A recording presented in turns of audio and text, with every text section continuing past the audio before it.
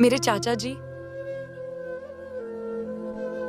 65 साल की उम्र में भी बहुत ताकतवर थे। वह थे तो 67 साल के, लेकिन अभी भी वह नौजवान की तरह ही तंदुरुस्त दिखते थे। वह चाची से बेहद प्यार करते थे और चाची को हमेशा खुश रखते थे। लेकिन जब रात हुई तो चाची के कमरे से अजीब अजीब से आवाजें आने लगीं। फिर मैंने देखा कि चाची कमरे से निकलने के बाद वह लंगड़ा कर चल रही है। मुझे तो चाची की ऐसी हालत देखकर बहुत ही हैरानी होती थी। मैं सोचती थी कि चाचा जी ऐसा क्या करते हैं जो चाची इस तरह लंगड़ा कर चल रही हैं। एक दिन चाची की तबीयत खराब हो गई तो चाची ने कहा कि बहू, तुम अपने चाचा को दूध दे आना। थोड़ी देर बाद जब चाची सो गई तो मैं चाची की तरह ही अपना हुलिया बनाकर चाचा जी को दूध देने चली गई। जैसे ही मैंने दूध का गिलास रखकर पीछे मुड़ी तो चाचा जी मेरा हाथ पकड़कर अपने ऊपर खींच लिया और चाची समझकर पूरी रात मेरा नाम प्रीति है कि सर मैं सीटी से एक मिड क्लास फैमिली से ताल्लुक रखती हूँ।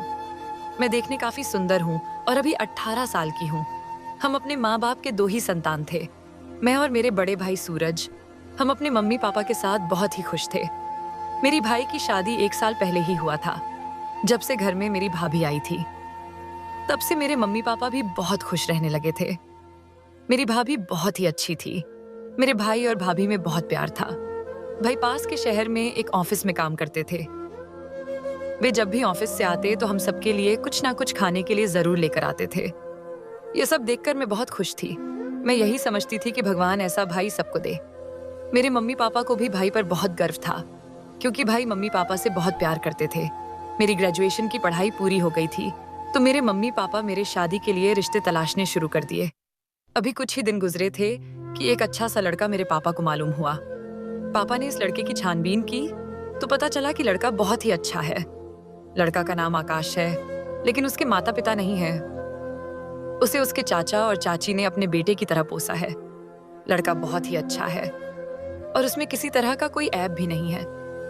जैसे ही मैंने शादी की बात सुनी तो मेरे मन में कई सारे सपने आने लगे। मैं दुनिया भर के ख्वाब देखने लगी थी।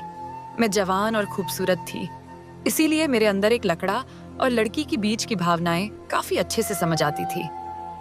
पापा ने सोचा कि परिवार अच्छा है तो देर नहीं करनी चाहिए, इसलिए मेरे पापा ने झट से शादी तय कर दी और 15 दिनों में ही शादी होकर मैं ससुराल आ गई। ससुराल में मेरे पति के चाचा और चाची भी मुझे देखकर बहुत खुश थे। सारी रस्में खत्म होने के बाद मुझे कमरे में भेज दिया गया। धीरे धीरे वक्त गुजरा और रात हो गई। मैं अपने सुहाग के सेज पर बैठी अपने पति का इंतजार कर रही थी। उस वक्त मेरा मन बहुत ही बेचैन हो रहा था, क्योंकि सुहाग रात का तो मैंने बहुत नाम सुना था। यह शादी की एक यादगार दिन होती है। मैं यही सब सोचकर घबरा भी रही थी। थोड़ी ही देर में आकाश मेरे कमरे में आए और आकार मेरे पास बैठ गए। वह कहने लगे, प्रीति, मैं बहुत ही खुश हूं कि तुम्हारे जैसा मुझे जीवन साथी मिला। पता है प्रीति, जब मेरे माँ बाप का 2 साल पहले एक दुर्घटना में मौत हो गया, तब से मुझे मेरे चाचा और चाची ने ही पाल पोस कर बड़ा किया है। मैं चुपचाप उनकी बातों को सुन रही थी।